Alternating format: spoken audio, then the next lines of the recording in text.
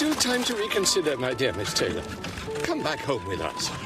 James will not mind turning the carriage round, and nobody you know would take it amiss. Papa, Mr. Weston would take it very much amiss. Dear Mr. Woodhouse, you are very kind. I shall miss Hartfield, but I am very happy to become Mr. Weston's wife. Truly, I am. But it's all very disturbing, Emma. 6 good hens and now Miss Taylor. It's sad business. Good morning. Good morning.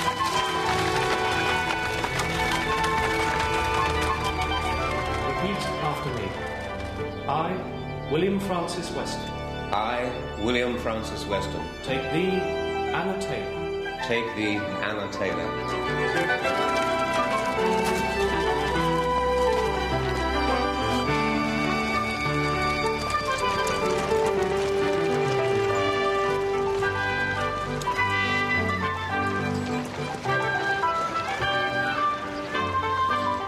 Poor Miss Taylor. Oh, Father. What a pity it is that Mr. Weston never thought of her. But, Father, you wouldn't have Miss Taylor live with us forever when she could have a house of her own. It's been a long time since I needed a governess. She will never see us now. Randalls is such a distance. It's barely half a mile, Father. Depend upon it, we shall see Mrs. Weston nearly every day. Well, I take it very ill when people get married and go away. I think they should not do it. Will you play at backgammon, Father? Oh. Why will people call at such a late hour? There you are.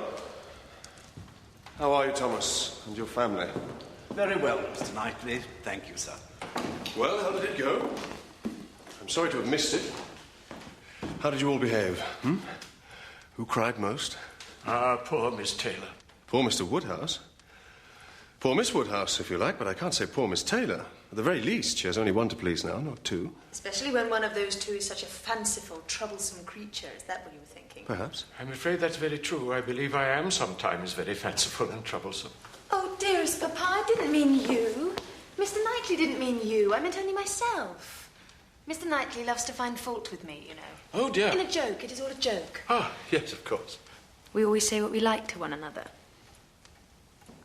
Well, you want to hear about the wedding? We'll behave charmingly. Everybody punctual, everybody in their best looks, not a tear and hardly a long face to be seen.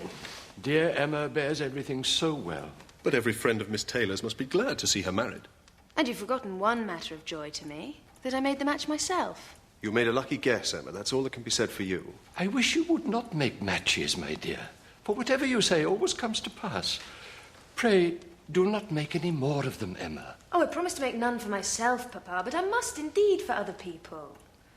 Poor Mr. Elton now. I must look about for a wife for him. You'd do better to leave the poor man alone, Emma. But he has been here a whole year, and he has fitted out the vicarage so comfortably, it'd be a shame to have him single any longer.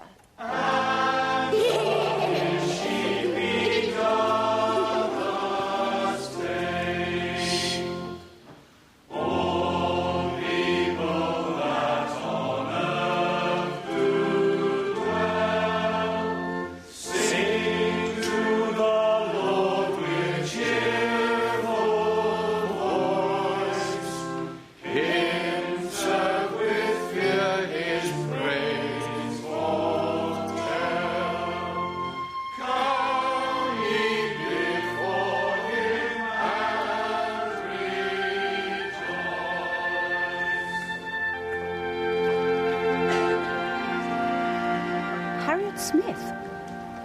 She's somebody's natural daughter, you know. She seems a very sweet, genteel girl. Indeed she is.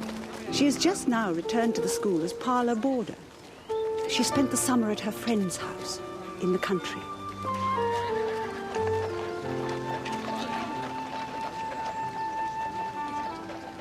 It would be good for her to have the benefit of more varied society.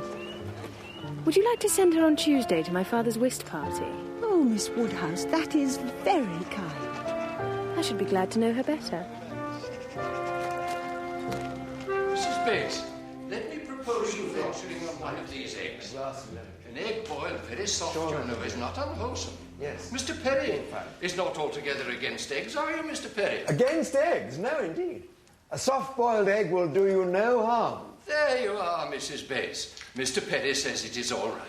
Indeed, she dearly loves a fresh egg softly boiled. I think she does not hear, Miss Bates. Mr. Knightley was so good as to let us have 3 dozen of his very best fresh eggs. Searle understands boiling an egg better than anybody. And when his man, William Larkins, brought them around, he said that Mr. Knightley is left without an egg. I would not recommend an egg boiled by anybody else. Imagine no eggs at Donwell Abbey, but then he is so very generous. You need not be afraid. These are very small, you see. One of our small eggs will not hurt you. I think she does not hear, Miss Bates.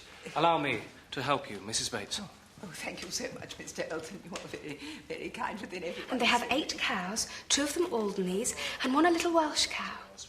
A very pretty little Welsh cow. And Mrs. Martin said, as I was so fond of it, it should be called my cow. Do you know the Martins, Miss Woodhouse? Mr. Martin knows you by sight very well. His farm is very near to Donwell. Then they must be Mr. Knightley's tenants. I may have seen Mr. Martin 50 times without having any idea of his name. A young farmer's not at all the sort of person to raise my curiosity. No, I suppose not. But they have 2 parlours, 2 very good parlours. Indeed. Well, Harriet, I'm sure these Martins must feel very proud to entertain a gentleman's daughter. I do not know that my father is a gentleman, Miss Woodhouse. Oh, I'm quite sure he is. But even so, and particularly bearing in mind the misfortune of your birth, you should be very careful whom you choose as your friends. Oh? Do you think so? I'm quite sure of it. Miss Smith, what do you say to a little bit of apple tart? A very little bit? Let Emma help you to a very little bit of apple tart. No. Allow me.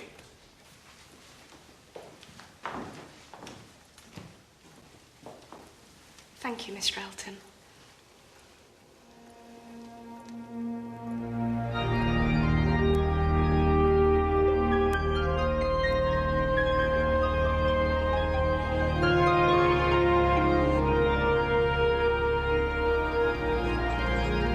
How can I ever thank you enough, Miss Woodhouse, for showing me where true joy was to be found? Mrs. Elton and I are eternally indebted to you. And to think that I should turn out to be the daughter of a baronet. Why not? Stranger things have happened. I do so wonder that you should not be married. So charming as you are. I must find other people charming. One person at least. I have very little intention of ever marrying at all. Dear me!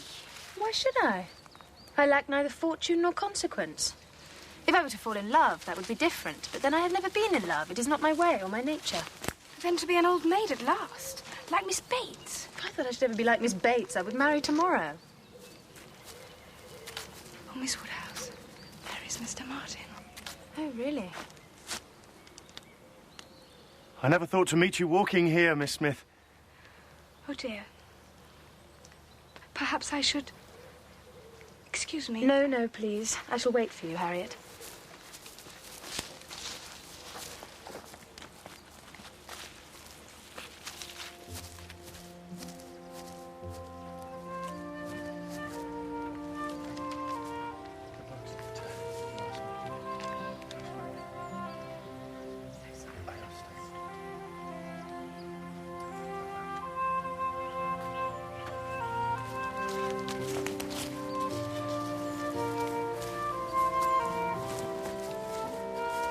Only think about happening to meet him.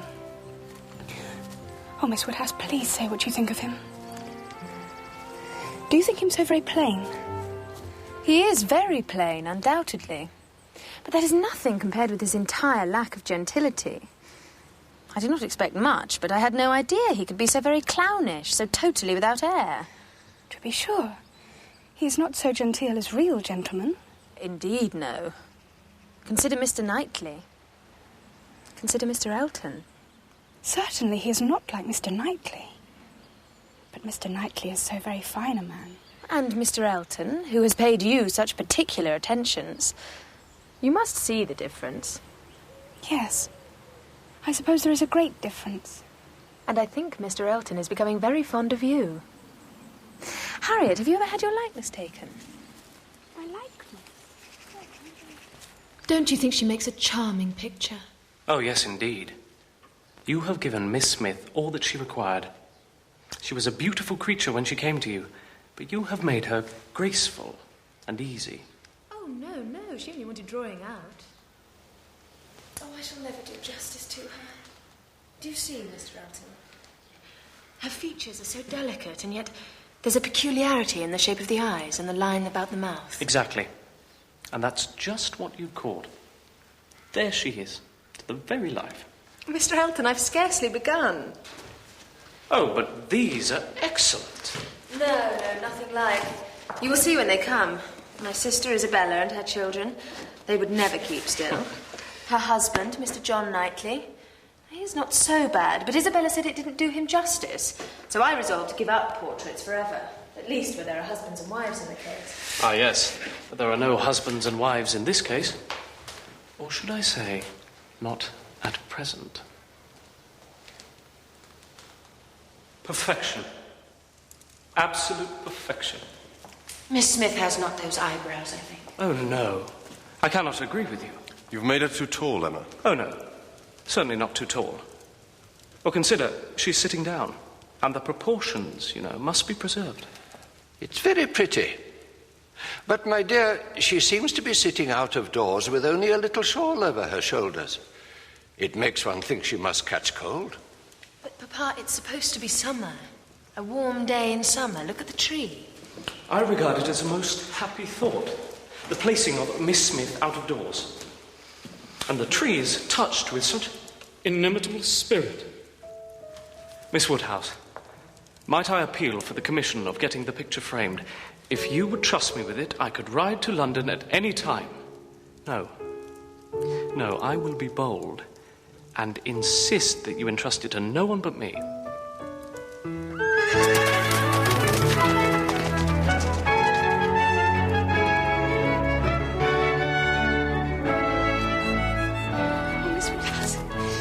Guess.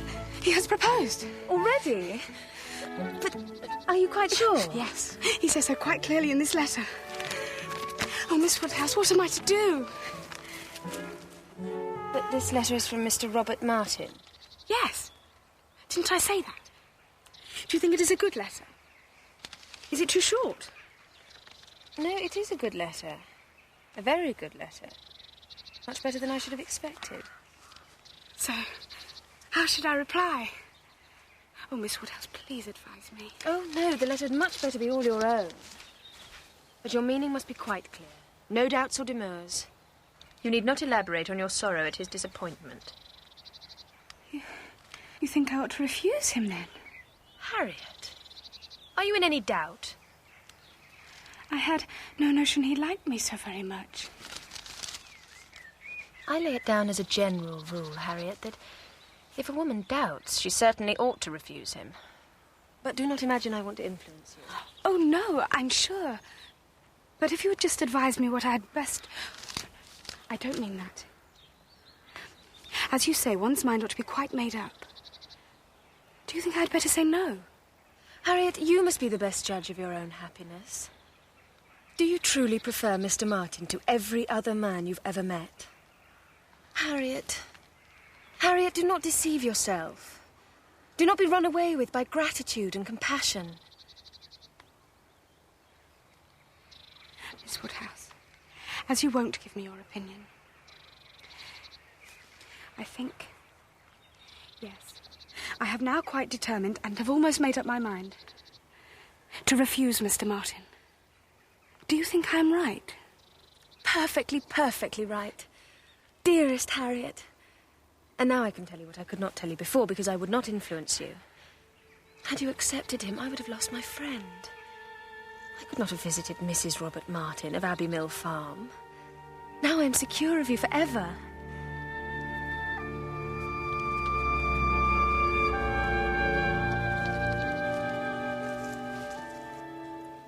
She refused him? Yes. Harriet Smith refused Robert Martin? Yes.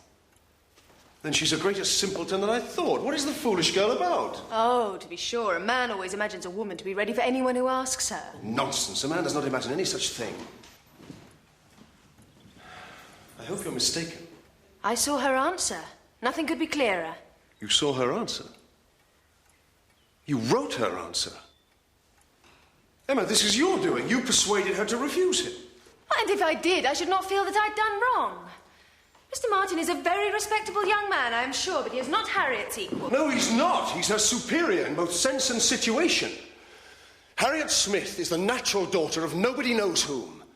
A girl with no connections, a parlour boarder at a common school. She's been taught nothing that is useful. She's pretty, she is good-tempered, and that is all. My only scruple in recommending the match to Robert... You recommended it? Yes, I did. My only scruple was on his account.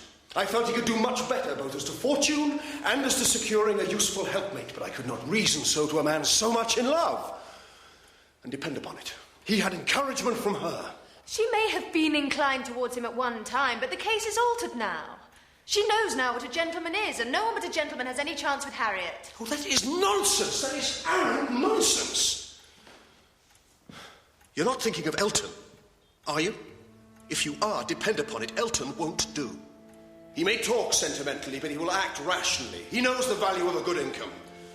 Harriet Smith has no chance there. I have no intention of marrying Harriet to anybody. You have done your friend no favours, Emma. You have spoilt her best chance of happiness. It was badly done, and I am sorry for it.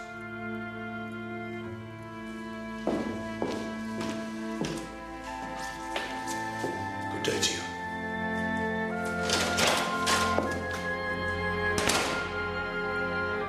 You are wrong, Mr. Knightley, and you will see you are wrong, and then you will be sorry.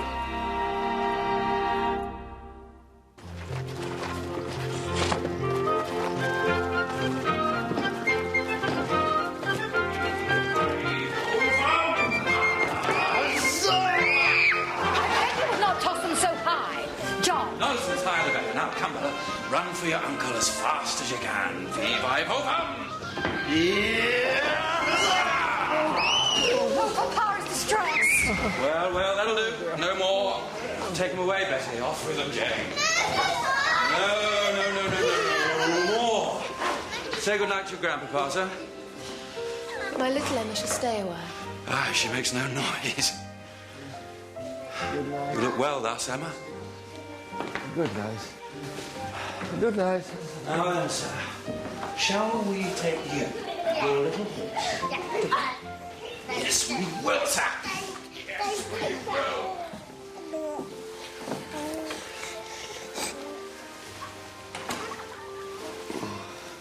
Night, sir. I remember holding you thus once upon a time. You and I must not be enemies. No. You may do wrong, and I may be angry with you, but you and I shall never be enemies. You forget that I have not been proved wrong. But I do hope that Mr. Martin is not very disappointed. A man could not be more so. Then indeed I am very sorry. No, Isabella, there is no avoiding it. Mr. and Mrs. Weston have invited me, and we must go. Christmas Eve or not, whatever the weather. She is a bride, and the visit must be paid, I do believe, whatever the consequences.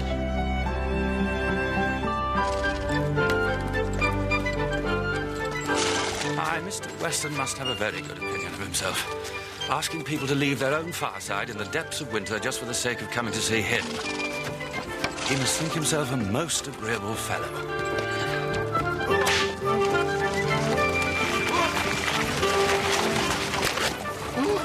Go slowly, James. Go carefully. And here we are, setting forward to spend 5 dull hours in another man's house, going in dismal weather to return probably in worse. Actually snowing at this moment and more to come.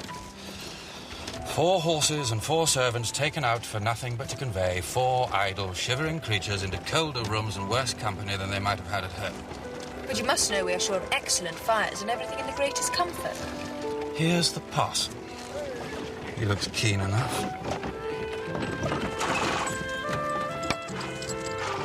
My dear sir, words cannot express my gratitude. On such a night as this, a Christmas party, nothing could be pleasanter. Miss Woodhouse, this is an honour. Nay, a delight. Well, get yourself in, man, and get the door shut, and the less said, the better.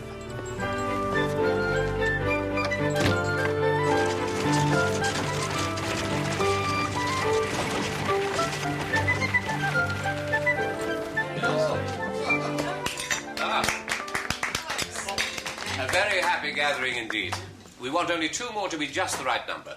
Your pretty little friend, Miss Smith. Bad sore throat. Oh, dear. Has Perry been called? Yes, and recommends she stay in bed. Yes, what a shame for her, and a sad loss for us. Indeed. And my son, Frank. I had thought that Frank would be here for Christmas, but it was not to be. So, to absent friends. Absent friends. I'm beginning to fear I shall never meet the famous Mr. Frank Churchill. No, you're wrong. For he has promised to be with us in 2 weeks' time. Frank is the son of my first marriage, Mr. Elton. His poor mother died when he was but 2 years old, and her family undertook his care and education, and in gratitude he took their name. A good deal of money in it, I dare say. What age is the young man now? He is 23, and though I say it myself, as fine a young man as anyone could wish to see. My only complaint is that Mrs. Churchill likes to keep him at her beck and call in Yorkshire, so that he's not able to be here as often as he would wish. Indeed, for I have never yet set eyes on him. He should have come before this. To speak bluntly, Mum, it is his plain duty to his father and to you. Well, I forgive him. It is a delicate business. Mrs. Churchill rules at Enscombe, and she's a very odd-tempered woman. And his coming now depends on her being willing to spare him. That is the young man in question. Frank to the very life. Then he is very handsome. Is he not, Mr. Elton? I hardly know.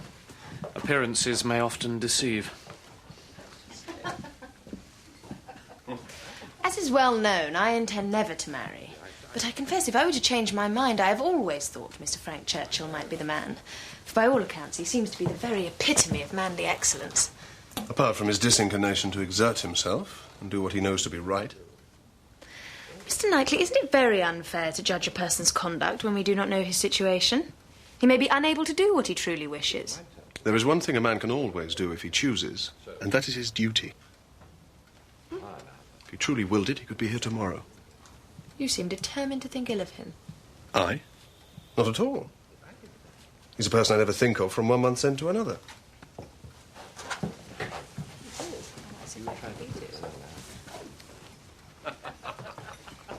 Why? How well she looks tonight. As to her beauty, she always looks well, but as to her character... Come, Mr. Knightley. With all her faults, you know she is an excellent creature. Perhaps she is. But do you think she has nothing to learn? I should like to see her in love and in some doubt of a return. Would you? Really? It would do her good. Well, the snow is lying 3 inches deep. Still coming down hard. A spirited beginning for your winter engagements, Mr. Woodhouse. Oh, Isabella. Papa. Emma? What can we do? I'm sure it's not so very bad, Papa. I admired your determination in setting out, sir, and I dare say we shall get home alive. We are 2 carriages. If one is blown over, there will be the other at hand.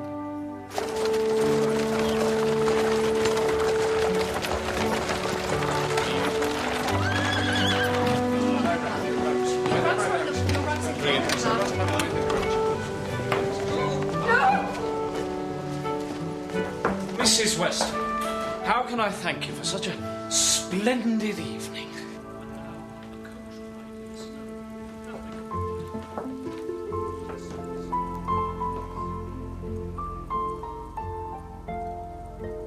Miss Woodhouse, we meet at last.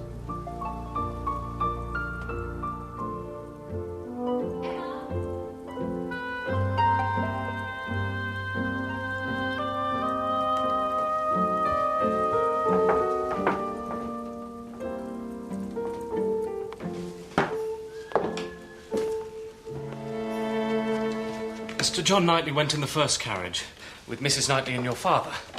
I am to have the pleasure of escorting you. Oh, thank you.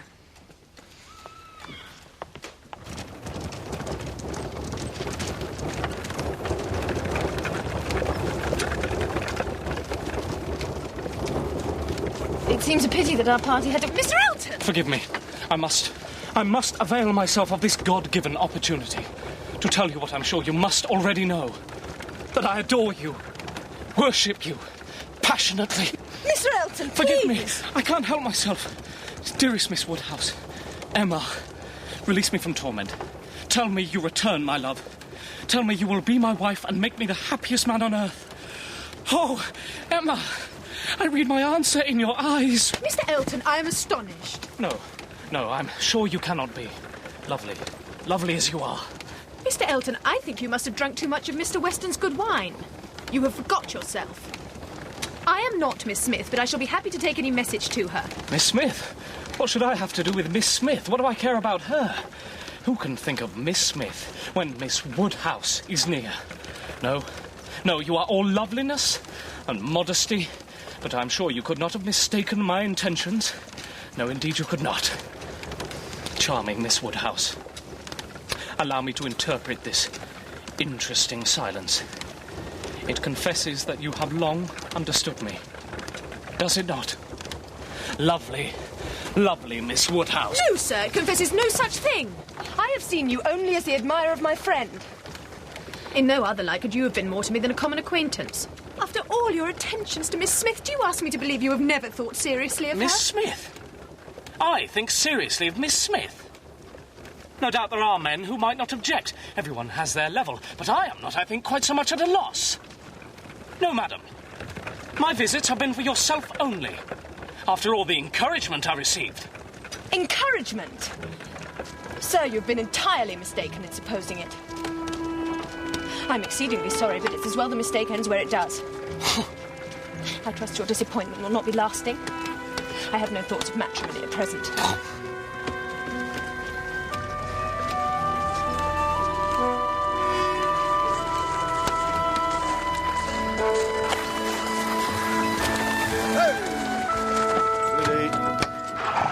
Good night, Mr. Elton.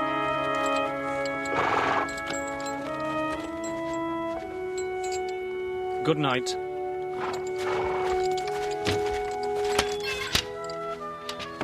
Oh, Harriet. Harriet.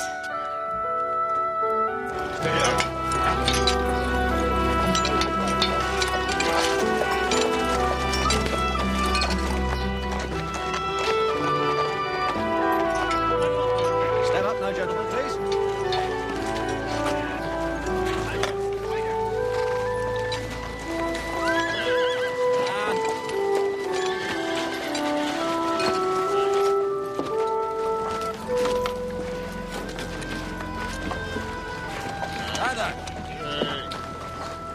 It's all my fault.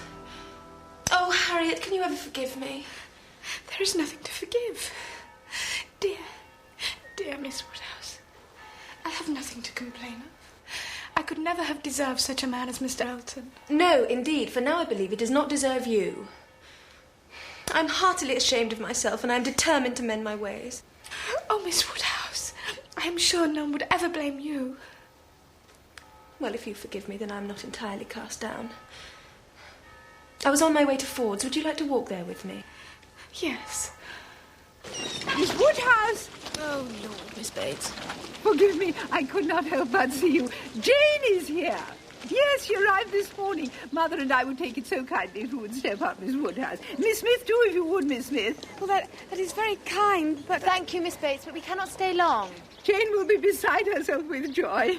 I doubt it. Mrs. Goddard told me that Miss Fairfax is to stay in Highbury with her aunt all summer. What is she like, Miss Woodhouse? Jane Fairfax is a penniless orphan who has been brought up in some style by Colonel Campbell as a companion to his daughter. But now the daughter's married, and so Jane must find employment. Everyone speaks highly of her. I wish her well, but I'm sick of the very name of her. Oh, Miss Woodhouse. Yes, it was such a surprise because we thought Colonel Campbell would need the carriage himself. And, you know, he would never send dear Jane post. But as it turned out, they all went off to Ireland 2 days early. Indeed. Are the whole family gone, Miss Fairfax? Yes, they are in... Ballycraig, you know, a very beautiful place, I fancy. Miss Campbell is married to Mr. Dixon now, and so, of course, I should call her Mrs. Dixon, but I always forget. We should call Miss Campbell Mrs. Dixon now, Mother, should we not?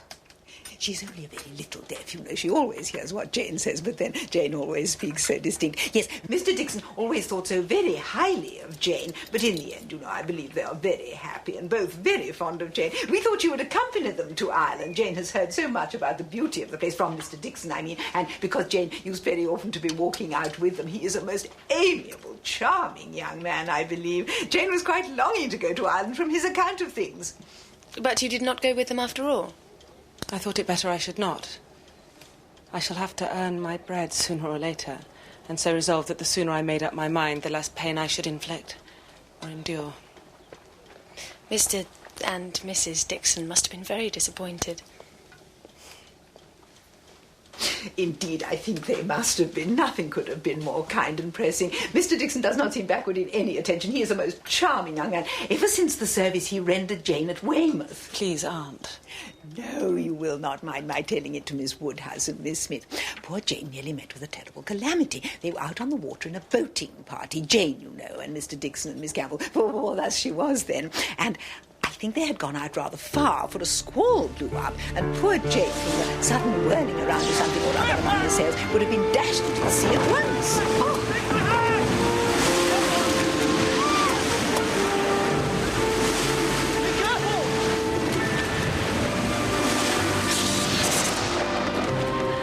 And ever since we had the history of that day, I have been so fond of Mr. Dixon.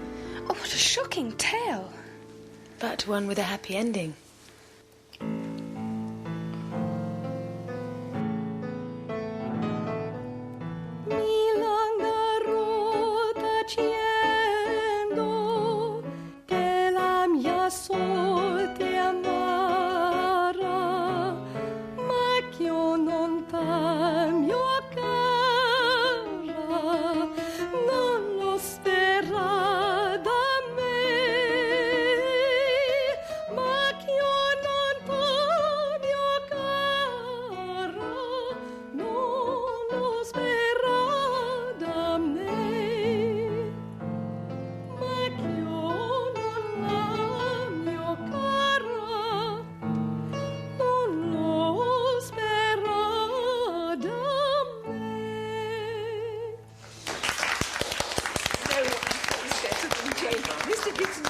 That even his fiancée was Jane's equal.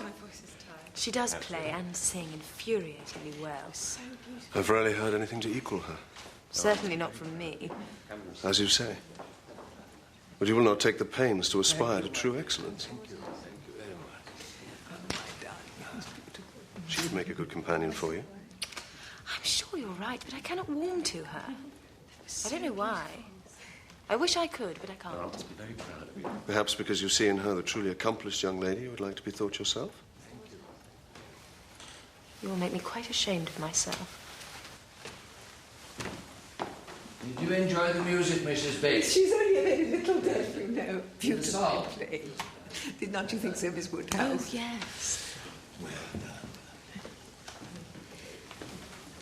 Mrs. Weston tells me Mr. Frank Churchill was at Weymouth. Would he have been there at the same time as you? Yes, I think he was for some of the time. And were you acquainted with him? Did you have any conversation? We were a little acquainted, yes. I have to tell you, he is a young gentleman in whom I have the keenest interest. You know, he is Mr. Weston's son, and we expect a visit from him very soon. We've never seen him in Highbury. Tell me, what is he really like? Is he handsome? I believe he's reckoned to be a very fine young man. And is he agreeable? He is generally thought so. But what did you think of him? When one is in company all the time at such a place as Weymouth, it is difficult to form a just impression. I think everybody found his manners pleasing. I see. I shall have to be content with that.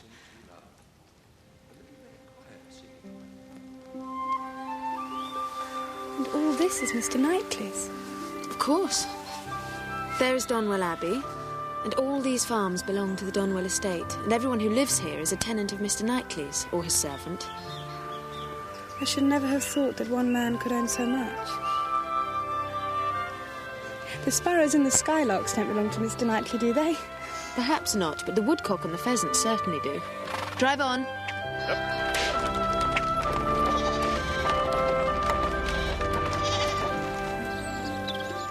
Don't you think it is pretty and well kept, Miss Woodhouse?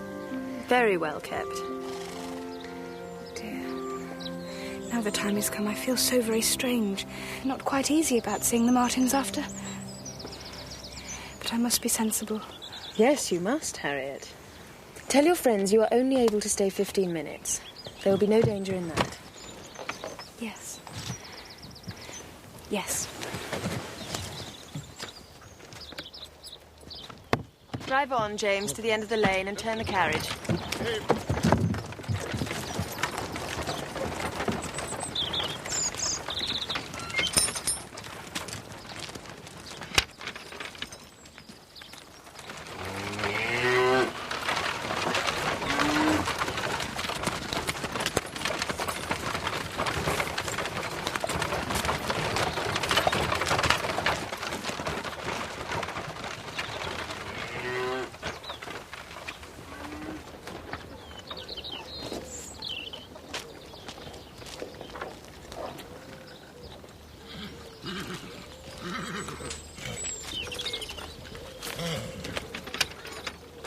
It was not quite comfortable at first, but then Mrs. Martin said she thought I'd grown since the summer, and we went to see the marks on the wainscot where Mr. Martin had measured us all, and they measured me again, and Mrs. Martin said she thought I'd grown a good half-inch. And we were all beginning to be like ourselves again. And just at the end, what do you think? Mr. Martin himself came in. And what then? Oh, nothing. He excused himself for being dirty and went away to wash himself. And then it was time for me to come away.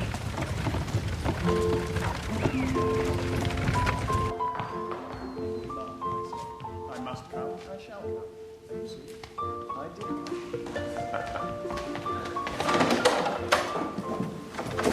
Ah, Miss Woodhouse. Emma, allow me to present to you my son, Mr. Frank Churchill. Miss Woodhouse.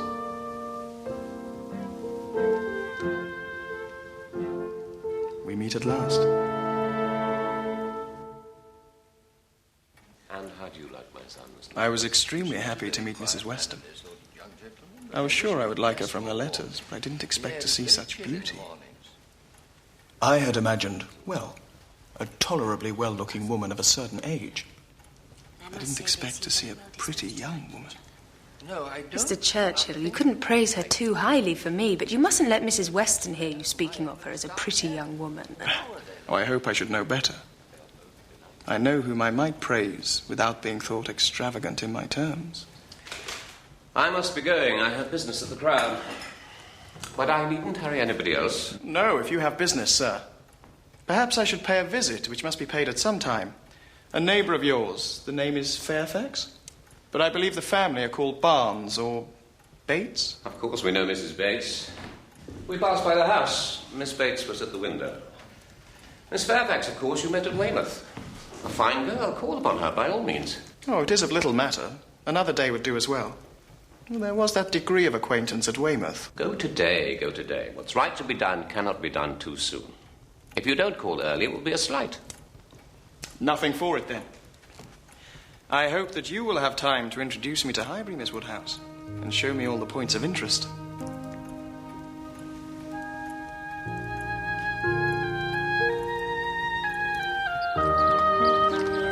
This is the Crown Inn. That looks a fine room on the first floor. One could hold a very good ball there, I should say. I believe it was a ballroom many years ago. Then we must revive it. Restore its former glory. Are you fond of dancing? Oh, very fond indeed. But there are too few young people in the village now to hold a dance. Surely not. I'm sure we shall find enough, even if we have to send out as far as Leatherhead. No, a ball there shall be, and you and I shall dance at it. And there's the Bates house. You see, I'm getting to be quite at home in Highbury already. Did you pay your visit yesterday? Yes. Oh, yes, I was just going to mention it. I thought it would never end. 10 minutes would have sufficed, but there was no getting away. The talking on, you know. I was there 3/4 of an hour. And how did you think Miss Fairfax looked? Oh. Very ill. If ladies can be allowed to look ill, a most deplorable want of complexion. No, I won't allow that.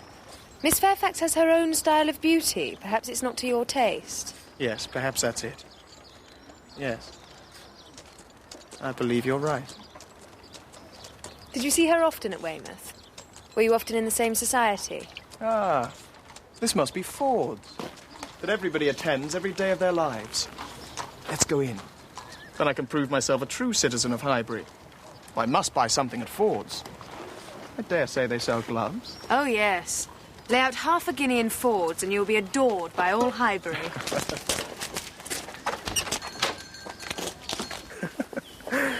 And what more delights does Highbury have in store for me? Oh, I fear we are coming to the end of them. This is Mr. Elton's house.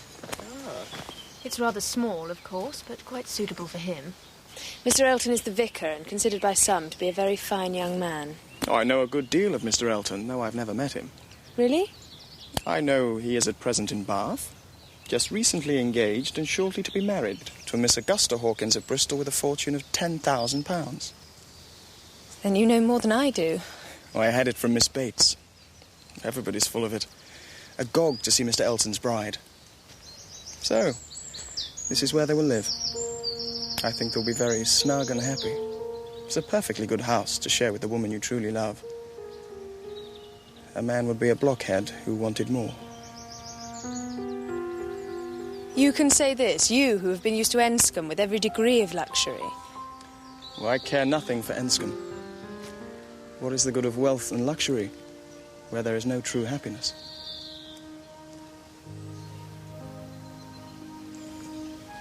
Should we make the full circle to Randall's? You see, I have got my bearings.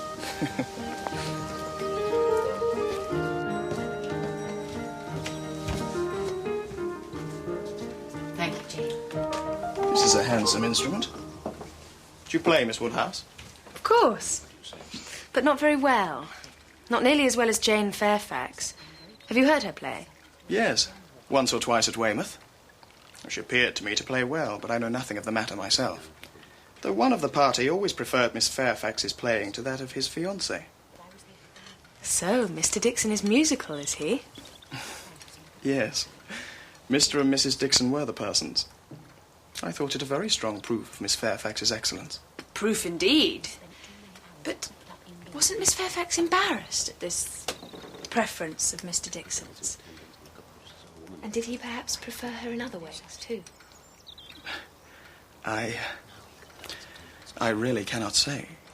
No. Who can tell what Jane Fairfax is feeling? She is so very reserved. I could never attach myself to anyone so completely reserved. No. There is safety in reserve, but no attraction. One cannot love a reserved person. Father, I believe I must go to London tomorrow. To London? Whatever for? To get his hair cut? I fear he has, Mr. Knightley. 16 miles there and 16 miles back. I told him he was a coxcomb, but he would not be dissuaded. Foppery and nonsense. All young people will have their little whims, Mr. Knightley. Yes, I see. Just the sort of trifling, silly fellow I took him for. I hope he will not get it cut too short. I'm very much afraid he will catch cold from it. You will excuse me now, Mr. Woodhouse. I have some business to attend to, which I postponed to be here. Doubtless I shall meet this young man at your party for him, Mrs. Weston. I bid you all good day.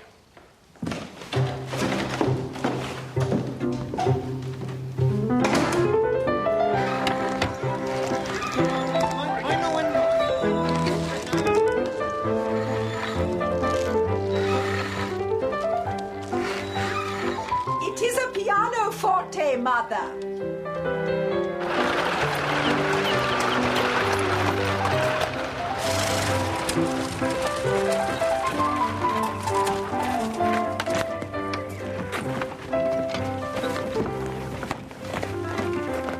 As you should do, using your carriage for once, like a gentleman, instead of walking everywhere. Lucky we should arrive at the same moment, then. Or you wouldn't have noticed that I'm more of a gentleman than usual this evening. Yes, I'm sure I should. Sensical girl. Oh, it was the greatest surprise. And really quite the finest you could wish for. Not a grand, but a large-sized square one. A very elegant-looking instrument. And it arrived just yesterday without any direction. Jane herself was quite at a loss who it could be from. What a mystery. Ah, but now we conclude it could only be from one quarter, do we not, Jane? For who else could it be from but Colonel Campbell? I declare, I don't know when I heard What are they talking about? more satisfaction. It seems that some mysterious person has made Miss Fairfax the present of a pianoforte. Now she has the new one, there will be no stopping. Why do you smile? Nay, why do you? I smile because you smile. Why, do you suspect something? Colonel Campbell is not the giver. Who can be? What do you say to Mr. Dixon? I cannot help suspecting that he may have had the misfortune to fall in love with her. You're sure it couldn't have come from the Colonel? If it was the Colonel, she would have guessed at once and not been puzzled. I have no doubt at all it was an offering of love. An offering of love? You have convinced me. I believe it was. It was early in the month of May. Down by the green fields I chanced to stray. I heard a young maiden sigh and say that the man she loved had strayed away.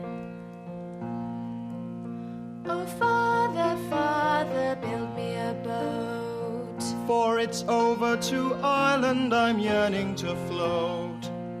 To search for my true love through tempest and storm. For I know in her arms I'm safe from all harm. Oh, no, I thank you, but you've had quite enough from me. Miss Fairfax, would you give us the great pleasure of hearing you? Yes, if you wish, Mr. Knightley. Ah, Miss Smith. Keeping well, I trust. No more threats. Oh, no, I'm very well now, thank you, Mr. Perry.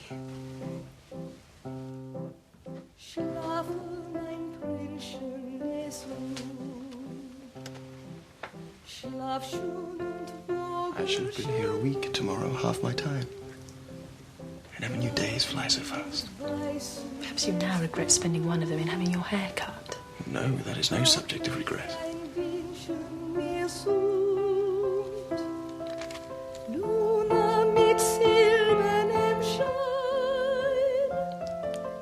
What's the matter? Oh, I was struck by... Really, Miss Fairfax has done her hair in so very odd a way. I never saw anything so outre. I must go and ask her whether it's an Irish fashion. Shall I? No, you shouldn't. Yes, I will. You shall see how she takes it. See whether she blushes. Do excuse me, Miss Bates.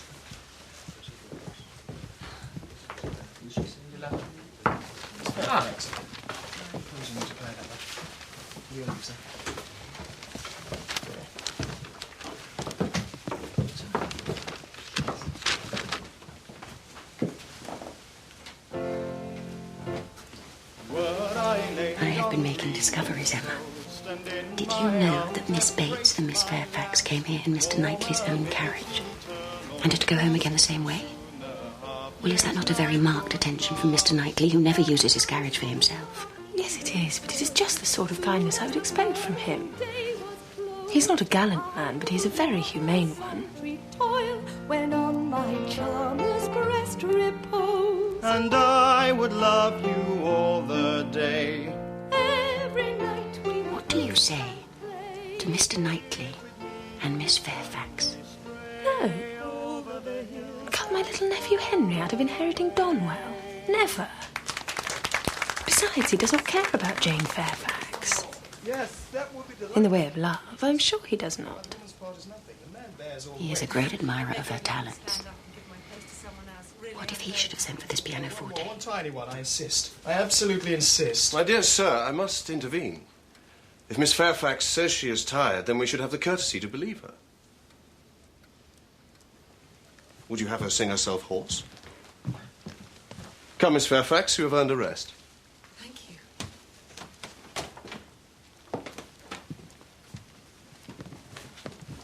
Miss Woodhouse.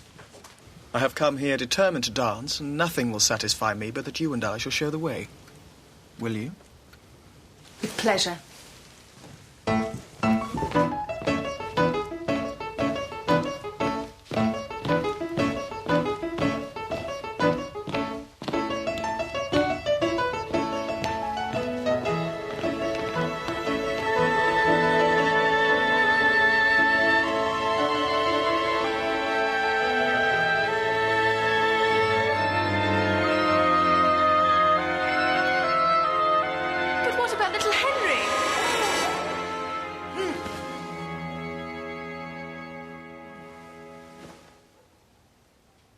So obliged to you for your visit. Jane will be so pleased to show you the new instrument. Mr. Frank Churchill is here already, fastening the rivet of my mother's spectacles. He really is so big. Pray take care, Miss Woodhouse. Remember the step at the turning. Remember the step, Miss Smith, the step at the turning.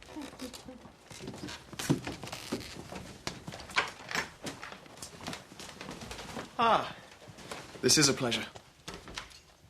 You find me occupied in trying to be useful. The pianoforte would not stand steady. You see, we've been wedging it with paper. Will you try it now, Miss Fairfax? Just a few notes.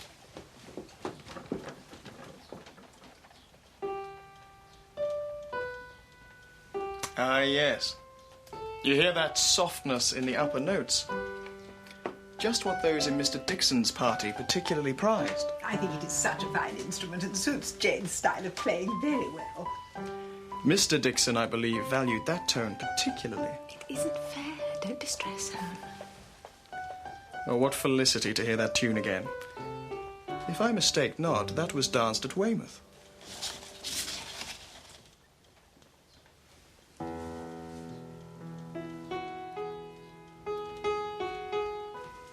Ah, here's something new. A set of Irish melodies. Well, that was thoughtful of whoever sent the instrument. That betokens true affection, I believe. Oh, but I'm forgetting. Our ball is arranged for next Saturday at the Crown. My father is all enthusiasm. I have received permission from Enscombe to extend my stay, so I shall hope to see you all there. And Miss Woodhouse. I hope it is not too soon to secure you for the first 2 dances of the evening.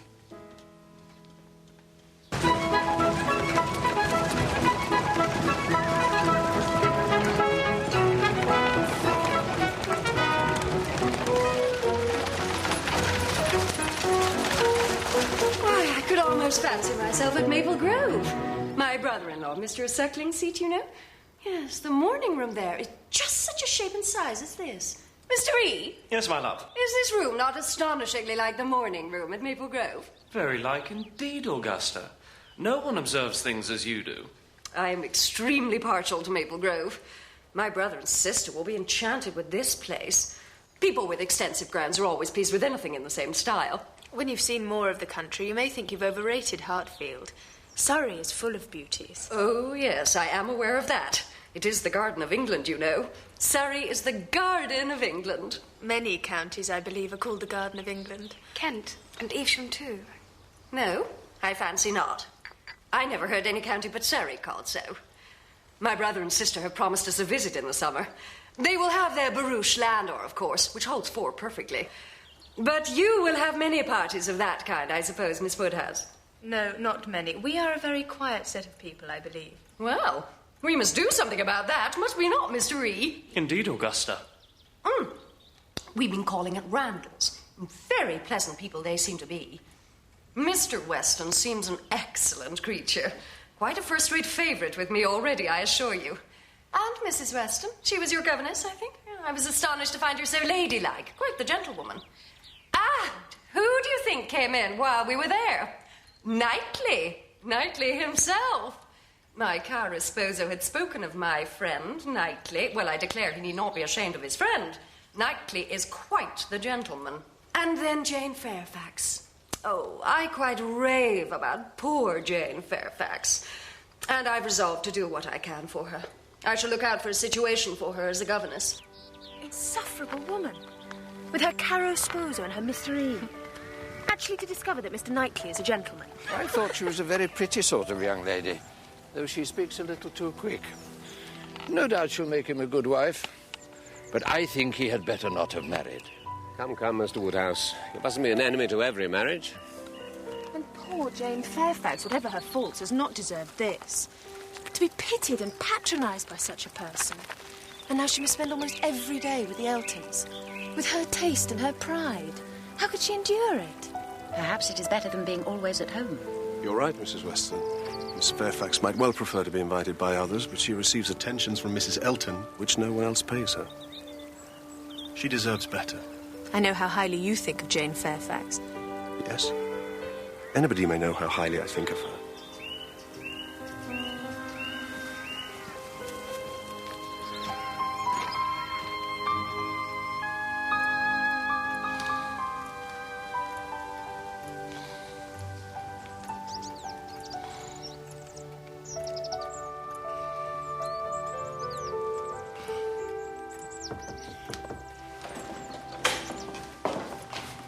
Mr. Churchill, ma'am.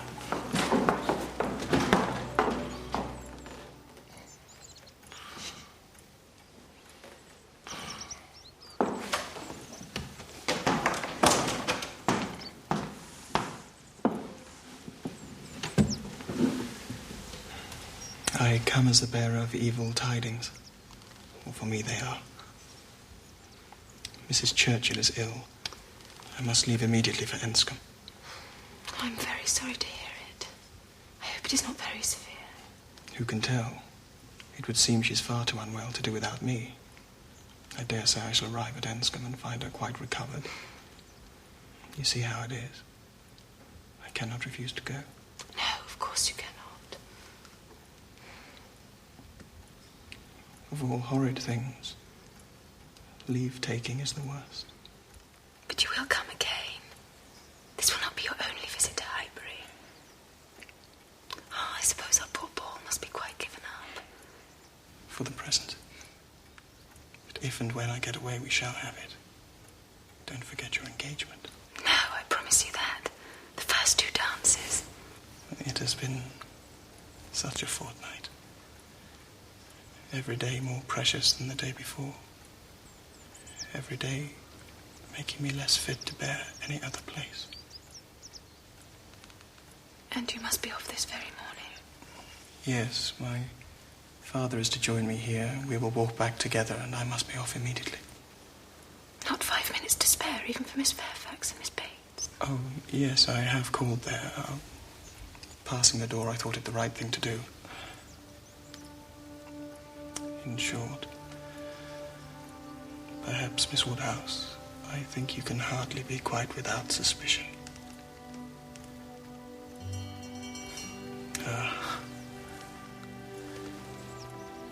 This will be my father. Better not to disturb Mr. Woodhouse. I hope we shall meet again before too long.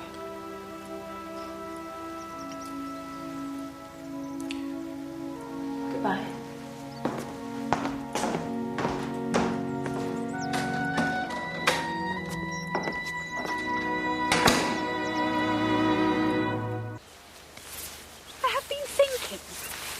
Forgive me, Miss Woodhouse, but are you very sad that Mr. Frank Churchill has had to go away? I had thought that... Yes, so did I, Harriet, but I find I bear his absence very well. I believe I've enjoyed every moment I've spent in his company, but I suspect he's not necessary to my happiness. Now, Jane, you shall not escape me. Here is April coming. June will soon be here. I get quite anxious about you. Have you really heard of nothing? A situation such as you deserve is no everyday occurrence. I've already missed the opportunity with Mrs. Bragg, a cousin of Mr. Suckling of Maple Grove. The whole world was dying to be governess in that family. Wax candles in the schoolroom. You may imagine how desirable. But let us not lose hope.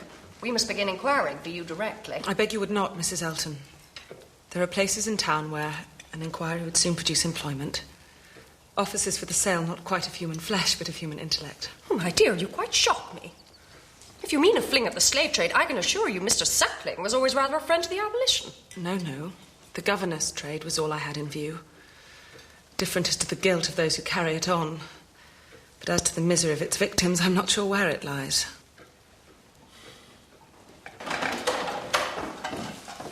Mr. Weston. Mr. Weston, have you dined? Do come and sit down. No, don't disturb yourselves. Yes, I have dined. I am just returned from London, and I came straight round here. My dear, Frank is coming again. Next week. The whole family. Milder air, you know, for Mrs. Churchill. They have taken a house at Richmond. He'll be able to ride over every day.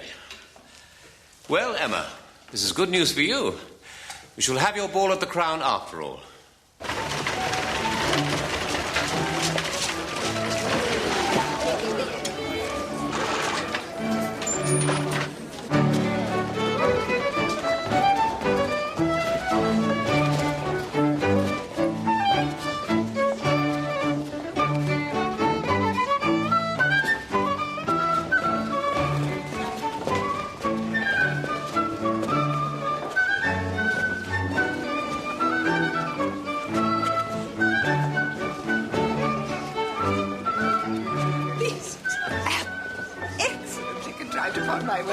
Nothing lacking. Could not have imagined it. Jane, look. Did you ever see anything like it?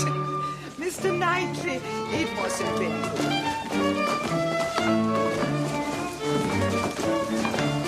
good. A very fine young man indeed, Mr. Weston. You may believe me, I never compliment. So truly the gentleman, without the least conceit or puppyism. I am extremely pleased with him. Thank you, Mrs. Elton. I have yet to meet anyone who did not like my son. Ah, but you must know that I can be very severe upon young men. I have a vast dislike of puppies, quite a horror of them. Had he turned out to be a puppy, I might have said some very cutting things, you may be sure. I am a scourge of puppies. Am I not, Mr. E? Indeed you are, Augusta. Woe betide any puppy who ventures into your society.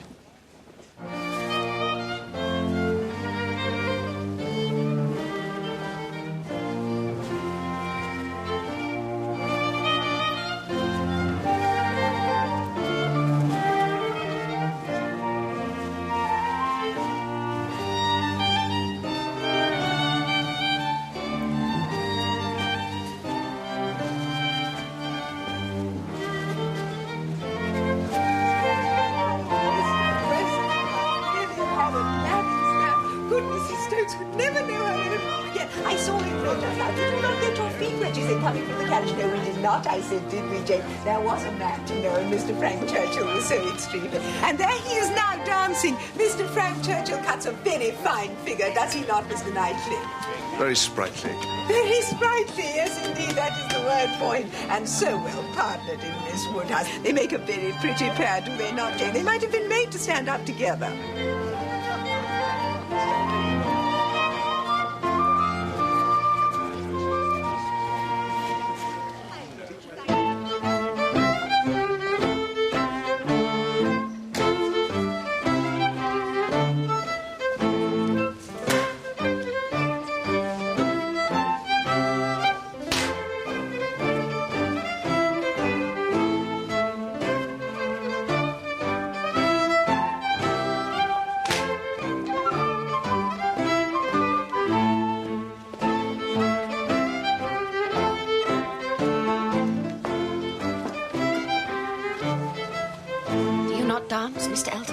Most readily, Mrs. Weston, if you will dance with me. Me? No. I would get you a better partner. If Mrs. Gilbert wishes to dance, it would give me very great pleasure, I'm sure. Mrs. Gilbert does not mean to dance. But here is a young lady disengaged. Miss Smith. Miss Smith. I am much obliged to you. I did not notice, Miss Smith. But I'm an old married man now. My dancing days are over. You will excuse me, Mrs. Weston.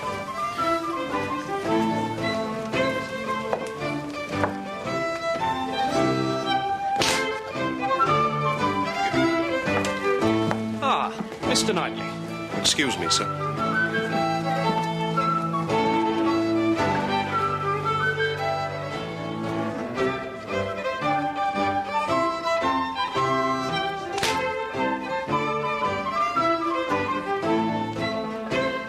I see Knightley has taken pity on poor little Miss Smith.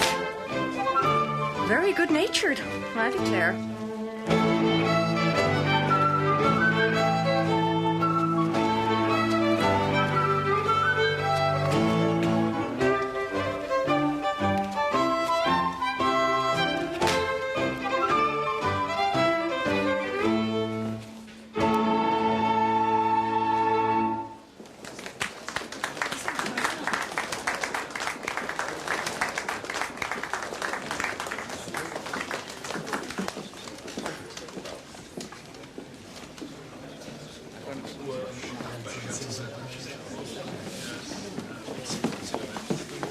That was well done.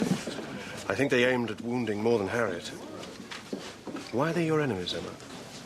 Perhaps I can guess in Mr. Elton's case. Confess, you did want him to marry Harriet. Yes, I did, and they cannot forgive me. I admit now I was completely mistaken in Mr. Elton. There is a littleness about him which you discovered and I did not. Well, in my turn, I'll admit I underestimated Harriet Smith. She has some first-rate qualities which Mrs. Elton is totally without. An unpretending, single-minded, artless girl. Infinitely to be preferred by any man of sense and taste to such a woman as Mrs. Elton. Come, Miss Woodhouse. Miss Otway, Miss Smith. What are you all doing? Come, Emma, set your companions the example. I'm ready. Who will you dance with? With you, if you will ask me. Will you? Indeed, I will. I have seen how well you dance now. And we're not so much brother and sister as to make it improper. Brother and sister? No, indeed.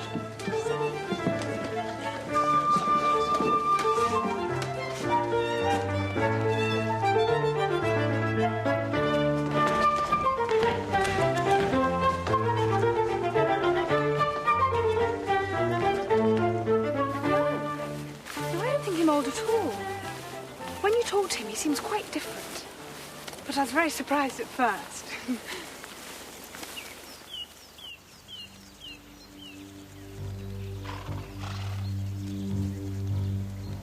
Go on, then.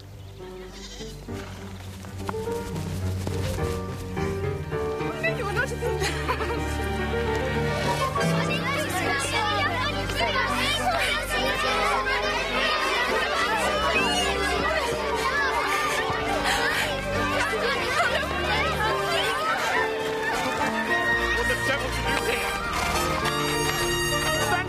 Lady.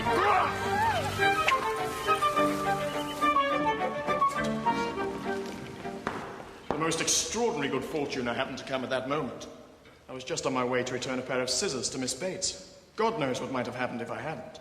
It does seem like Providence or something out of a romance full of brigands and outlaws. But for this to happen in Highbury... How can I ever thank you enough, Mr. Churchill? I'm happy to have been of service, Miss Smith.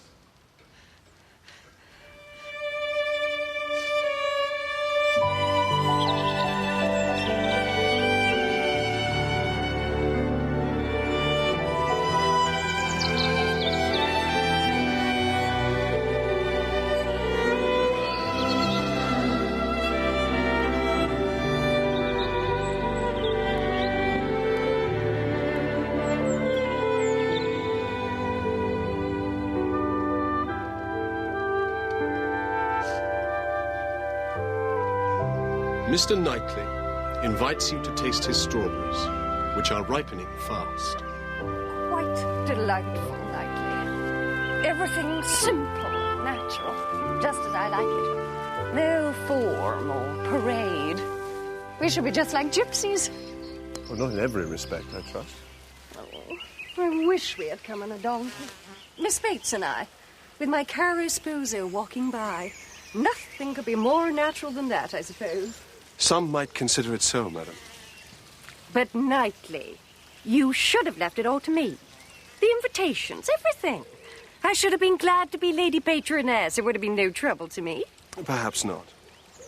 But there is only one woman I could ever allow to invite what guest she pleased to Donwell. Mrs. Weston, I suppose. No, Mrs. Knightley. And until she is in being, I will manage such matters myself.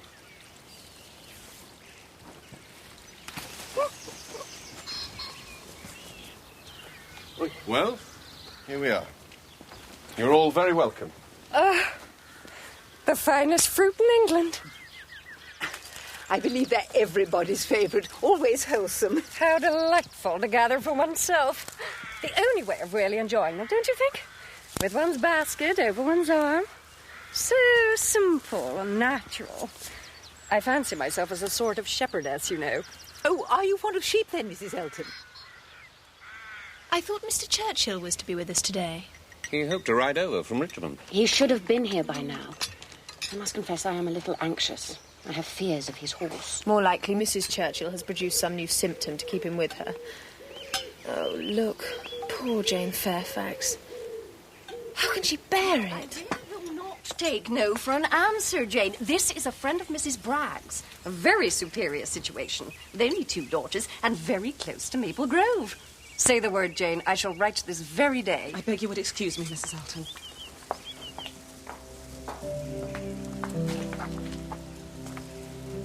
Miss Fairfax, are you quite well? Is there anything I can do? This heat really is most oppressive. Will you walk into the house with me? Miss Woodhouse, I think I must go home. I am quite well, but I think I must make sure my grandmother lacks nothing. Will you be so kind as to say that when I am missed? Yes, but let me order our carriage for you. It can be here in 5 minutes. No, please. The greatest kindness you can do me is to let me have my own way and only say I'm gone when it is necessary. Will you do that? Yes, of course, if you wish it. Thank you. Oh, Miss Woodhouse, the comfort of being sometimes alone.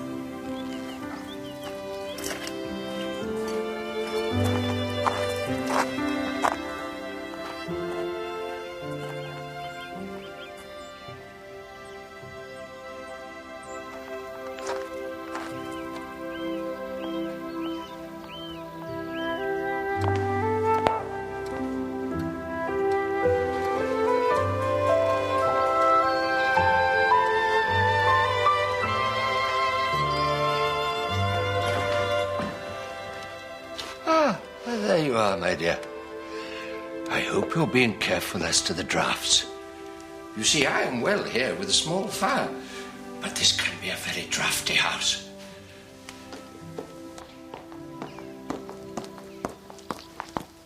Ah, Miss Woodhouse. Where is everybody? I suppose there was hardly much point in my coming. The party will be breaking up, I suppose. I met one as I came in. Madness in such weather, absolute madness. What delayed you? Oh, Mrs. Churchill, one of her nervous seizures. This heat is really too much. You will soon be cooler if you stand still. Yes, thank you, but I must go back again. Could very ill be spared, but such a point was made of my coming.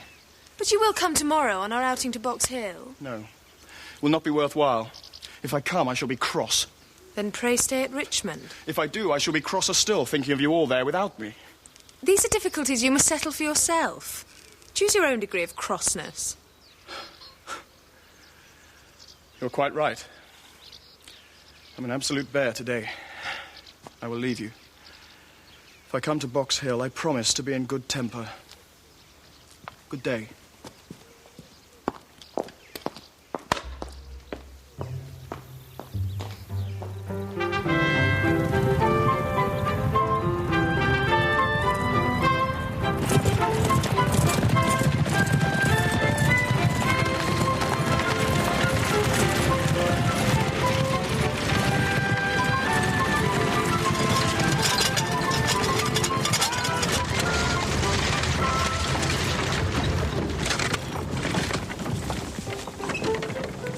So this is Box Hill.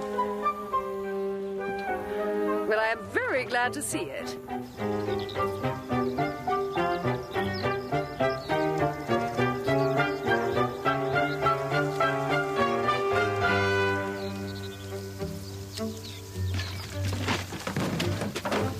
You said once how much I'm obliged to you for telling me to come today.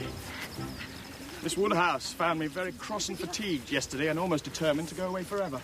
Forever? Well, for a while. At least as far as Switzerland. But thanks to her, you see, here I am. I am very glad she did persuade you. Thank you, Miss Smith. Well, we passed Dr. Perry on our way here on horseback. What happened to Perry's plan to set up a carriage, Father? I heard of no such plan. Yes, you wrote of it in a letter. No, not I. I never heard of it. Lord, how strange. And I suppose... Then I suppose I must have dreamt it.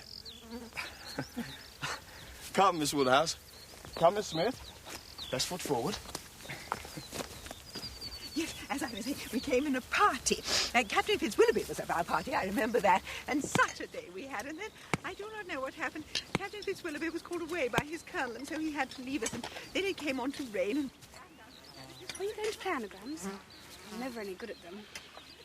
But Miss Fairfax is to be a governess, I understand, so she can teach us all. What do you think this could be, Miss Fairfax?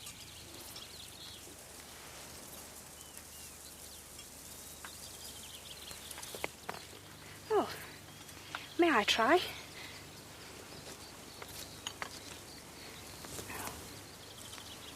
B. U. L. No, I can't do it at all. May I? Oh, please.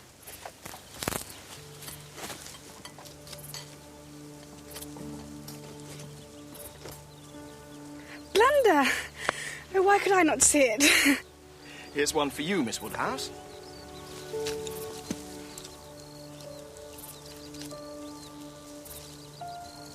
For shame, I'm going to take it. I don't want it. Shall I give it to her? No, you mustn't. Miss Fairfax, would you care to apply yourself to this? I didn't know proper names were allowed. Come! What do you all do there? Are you not hungry?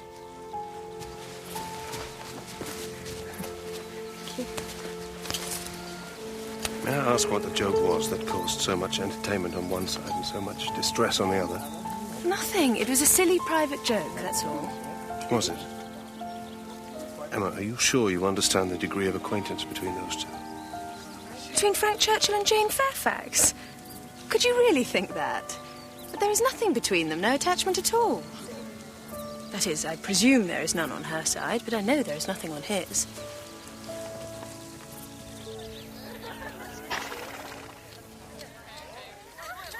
How strange that Mr. Frank Churchill should dream of Mr. Perry's carriage, for it was quite a secret, you know. Nobody knew of it but ourselves, and Jane, of course. And now, for Mr. Frank Churchill to dream about it, dreams of very extraordinary things, I think. You are in much better spirits today. That is because I'm under your command. Can't you command yourself? I don't believe I can. I believe I'm completely under your influence. Since when? Since I saw you first in March. I think you should lower your voice. No one else is speaking. I'm not saying anything to be ashamed of. I saw you first in March. Let everybody hear it from Mickleham to Dorking. I saw Miss Emma Woodhouse first in March. There. Now, we are a very dull party, and that will not do. I'm ordered by Miss Woodhouse to say that she desires to know what you're all thinking. Is Miss Woodhouse sure she would like to hear what we're all thinking? No, upon no account. It is the very last thing I would stand the brunt of just now. Ordered by Miss Woodhouse, indeed. Well, I was never in any circle before where I was ordered or required to do anything. Or when my young ladies ordered married women to do this or that. I think it is only a kind of joke, Augusta. Joke indeed. Some people don't seem to understand proper decorum at all. In that case, Miss Woodhouse orders me to say that she requires something entertaining from each of you. It can be one very clever thing, or two moderately clever things, or three very dull things indeed. More of our orders? Intolerable. Well, I am happy to oblige Miss Woodhouse. Three very dull things indeed. That will just do for me, you know. I shall be sure to say three very dull things as soon as ever I open my mouth, shan't I? Do not you all think I shall? But there may be a difficulty for you, Miss Bates. You'll be limited as to number. Only three at once. Ah, yes, to be sure. I see what she means, and I will try to hold my tongue. I must make myself very disagreeable, or she would not have said such a thing to an old friend. Shall we walk, Augusta? Happy couple. How well they suit each other. Very lucky marrying as they did on such a short acquaintance formed in a public place. How many a man has committed himself on a short acquaintance and regretted it the rest of his life? These things do occur, undoubtedly. But only the weakest character will allow such an unfortunate acquaintance to be in oppression forever.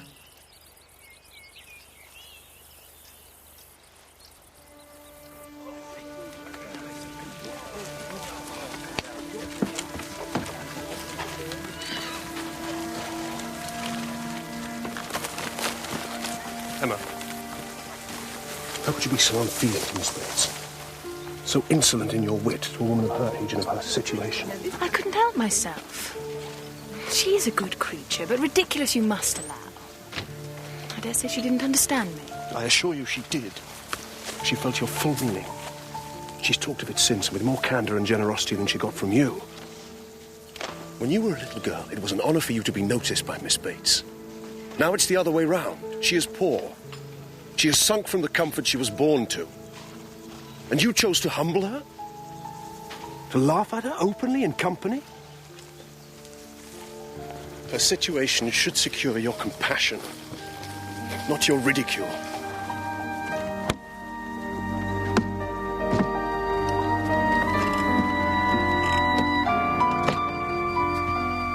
It was badly done, Emma. Badly done indeed.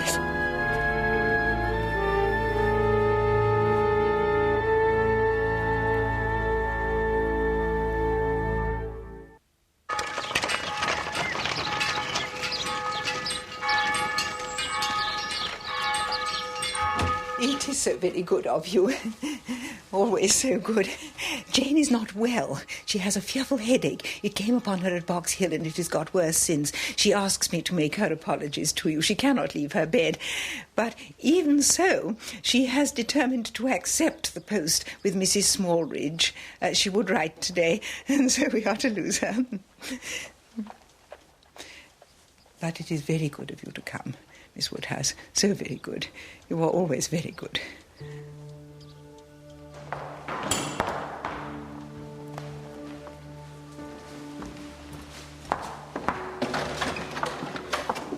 Ah, there you are, my dear. I wouldn't leave without seeing you. I'm going to London to spend a few days with John and Isabella.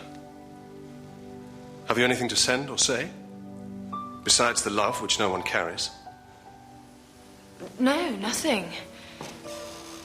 Isn't this rather a sudden scheme? Yes. Or rather, I have been thinking of it for some little time. Dear Emma has been to call on Mrs. and Miss Bates, Mr. Knightley. She's always so attentive to them.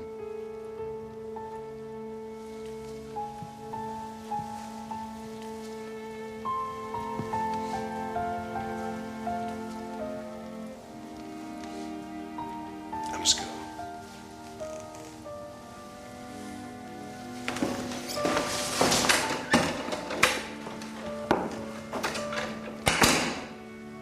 I do not like it, Emma, when people go away.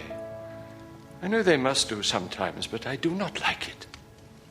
Nor I.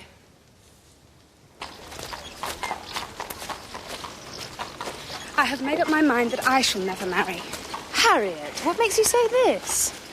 I hope it's not in compliment to Mr. Elton. Oh, no. There is a person I admire, but he is not someone I could ever. I owe so much to him, and how could anyone not admire him? And this dates from the service he rendered you? Oh, yes. When I saw him coming, how noble he looked. What a change. From perfect misery to perfect happiness.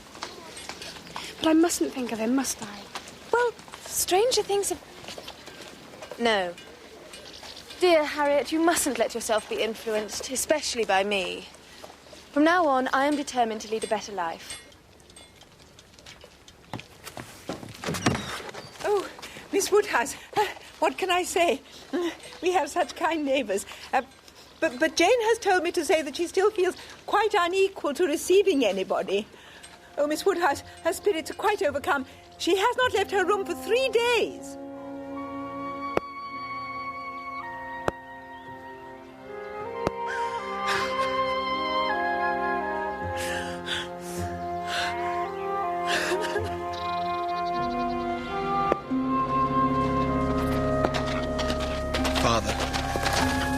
It is with the deepest sorrow that I must inform you of the death of my aunt, Mrs. Churchill. She was carried off by a seizure early on Tuesday morning. I was glad to be with her at the last. As to the future, that seems at present uncertain. I shall visit you again as soon as I can. Well, I'm heartily sorry for almost everything I said and thought about Mrs. Churchill. Yes, poor lady. Very sad. So ill and everyone vexed with her. Two interesting questions remain. Will she have left Mr. Frank Churchill enough money to make him independent? And given that, who will he marry now he is free to make his own choice? I gather that the stepfather is a very easygoing man and quite unlike his wife. Yes. Who will he marry now he has his choice? Harriet, I have reformed. My lips are sealed. Woodhouse? Ah, Miss Woodhouse. Can you come to Randall's at any time this morning? Mrs. Weston wants to see you.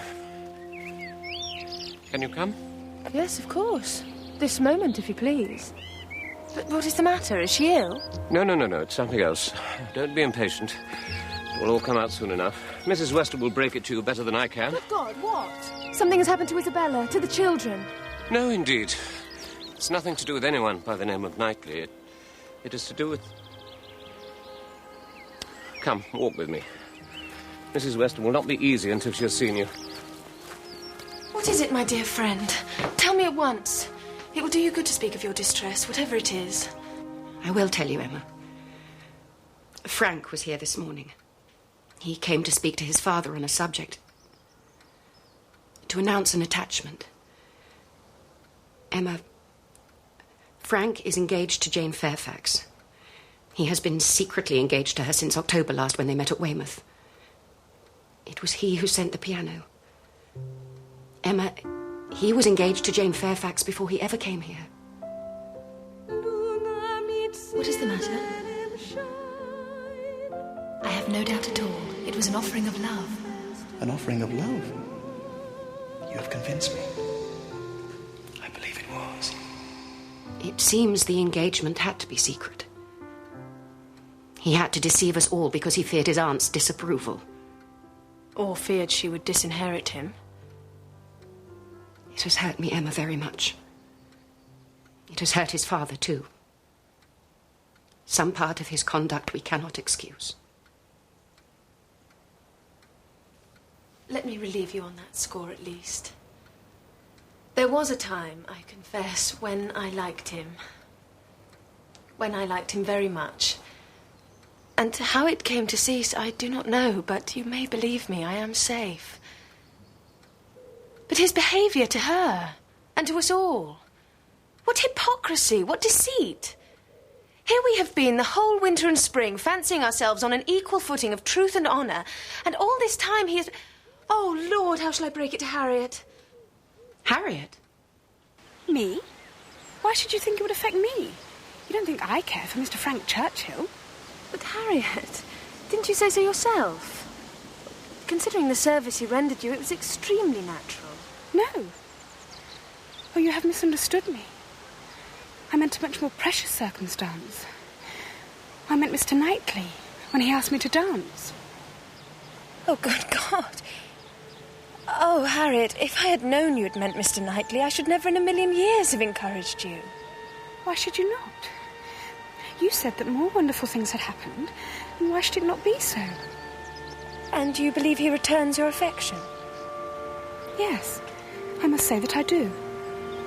Has he said anything directly? No, but he has talked to me in a very particular way. He seemed to be asking whether my affections were engaged. You are sure he was not thinking of Mr. Martin? Mr. Martin? No, indeed. I hope I know better now than to care for Mr. Martin. I would never have thought of Mr. Knightley, you know, if you had not encouraged me. Oh, God, that I'd never met her.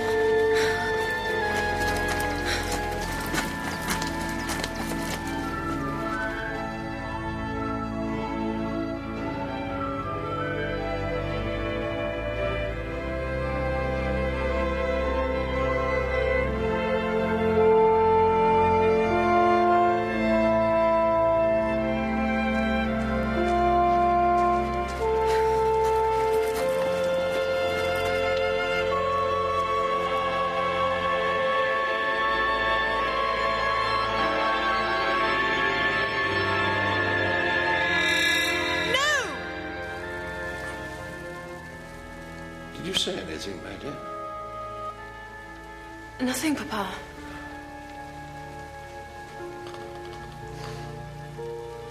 You and I shall never be enemies. Never be enemies. Never be enemies. I've seen how well you dance now, and we're not so much brother and sister as to make it improper. Brother and sister? No, indeed. The situation should secure your compassion, not your ridicule. It was badly done, Emma. Badly done indeed.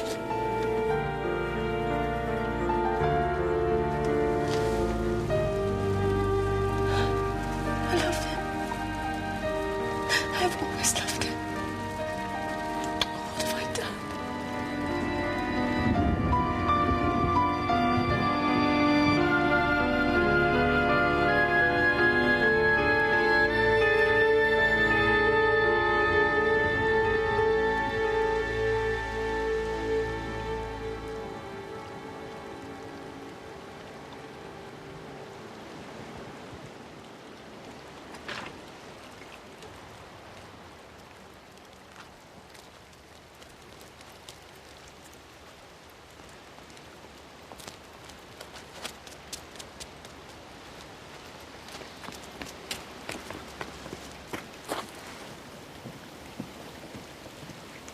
I did not expect to see you so soon.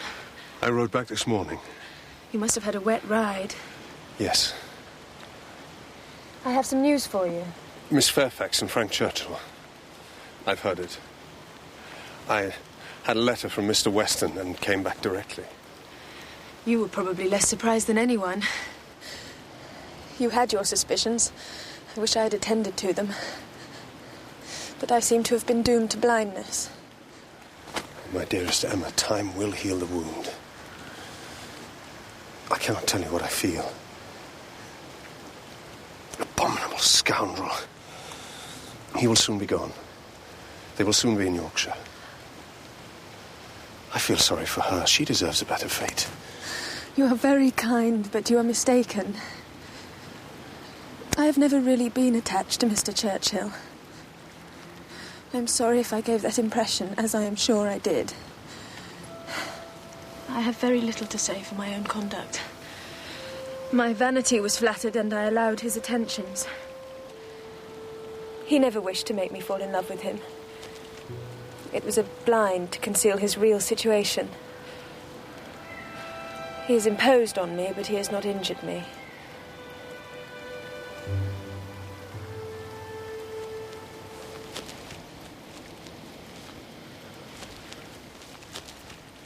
You know, he is a most fortunate man. Everything turns out for his good. He meets a young woman at a watering place, gains her affections, she consents to an engagement. He treats her abominably, she bears it like a saint. His aunt is in the way, his aunt dies. He has used everybody ill, and they are all delighted to forgive him. He is a most fortunate man indeed. You speak as if you envied him. I do envy him, Emma. In one respect, I envy him very much. You don't wish to know what that is? You are determined, I see, to have no curiosity. Emma, I must tell you what you will not ask, though I may wish it unsaid the next moment. Oh, then don't speak it. Take a little time. Don't commit yourself. I stopped you ungraciously just then. Yes, I will hear you. If you wish to tell me you are contemplating something, yes, you may speak to me as a friend. As a friend? Emma, that I fear. No. I have gone too far for concealment. Tell me then, have I no chance of ever succeeding? My dearest Emma, for dearest you will always be. Tell me at once. Say no if it is to be said. I can't make speeches, Emma. If I loved you less, I might be able to talk about it more, but you know what I am. You hear nothing but truth from me. I've blamed you. I've lectured you. And you have borne it as no other woman in England would have borne it. Well, bear with the truth I tell you now. My manners may not have much to recommend them, but... Oh, you understand me. Yes, you understand my feelings, and you will return them if you can. I can. I do return them. I do love you. I believe I always have, though I didn't know it until yesterday, I think. Then you do consent? I do. I do. This is so strange. I held you in my arms when you were 3 weeks old. Do you like me as well now as you did then?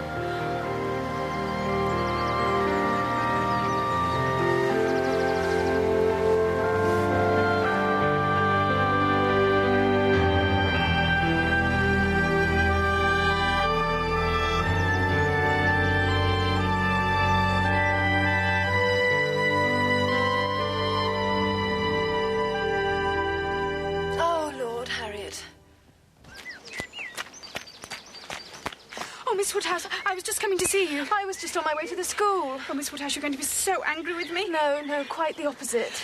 I must tell you now, for you will know soon enough. I'm going to be married to Mr. Robert Martin. He came to the school.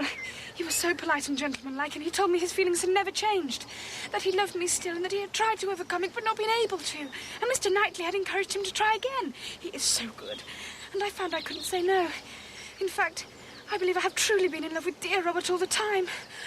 Oh, Miss Woodhouse, say you will forgive me and think kindly of me, although I understand you will have to give me up and not see me any more.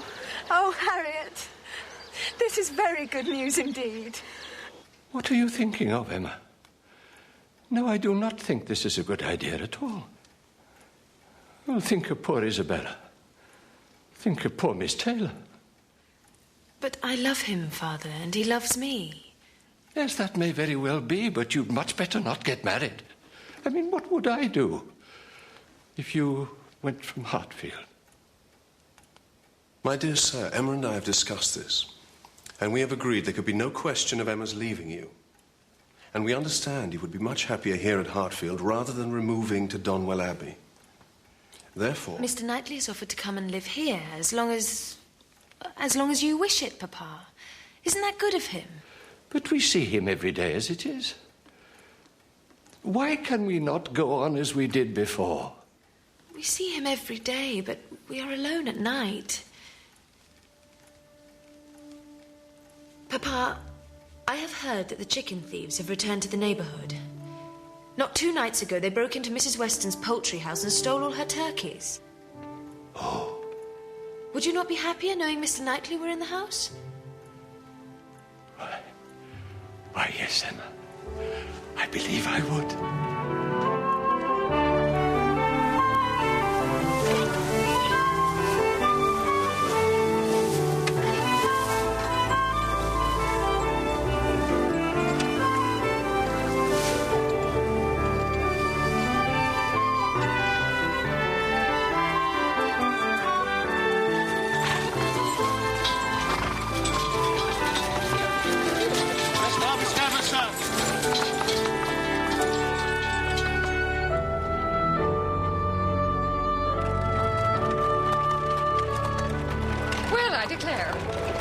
Invited his tenants. Are we to sit down with hobbledy-hoys? These great men can be eccentric, Augusta, my love. And I believe harvest suppers are traditional. In my opinion, eccentricity can go too far.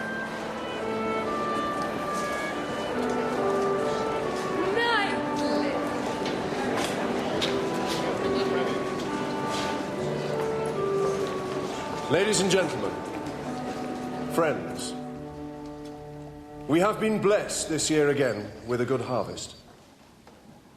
I have been blessed in another way too. By next harvest, I shall be living at Hartfield. Though I assure you all, I shall still be farming my estate and looking after you all. There will be stability. There will be continuation, though my life is to change. I ask you all to drink the health of the lady who has made me the happiest man on earth. Miss Emma Woodhouse. And Mr. Knightley. Mr. Knightley.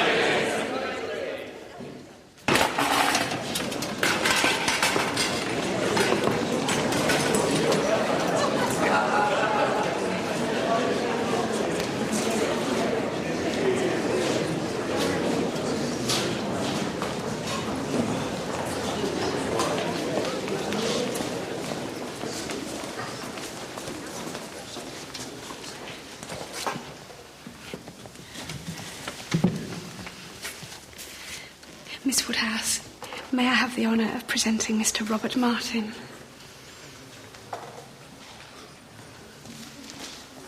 Delighted, ma'am. And so am I. I hope you'll both be very happy, and I hope you'll come and visit us soon at Hartfield, with your sister, of course, and Miss Smith. Did you see that, Mr. E? Well, I suppose she always meant to catch Knightley, if she could. I hope her pride will be contented now. Oh, Emma, such happiness. Congratulations, Emma. I know you think the good fortune is all on my side. Aye, not at all, not at all. You needn't deny it, for this once I agree with you.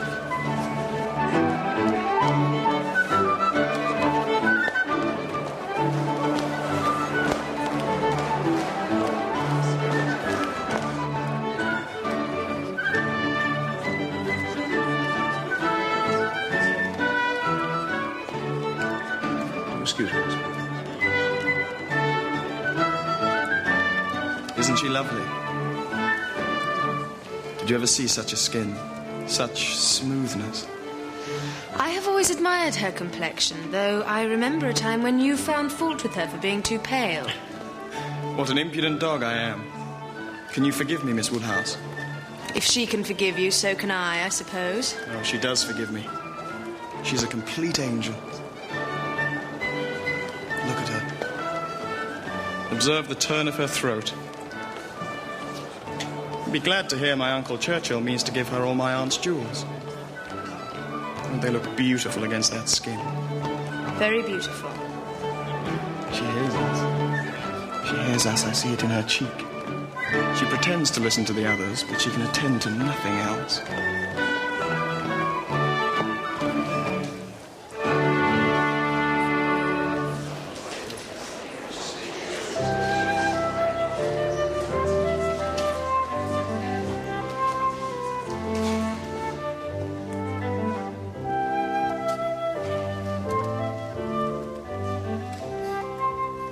Will you dance with me, Emma? You and I are not so much brother and sister as to make it improper. Brother and sister? No, indeed.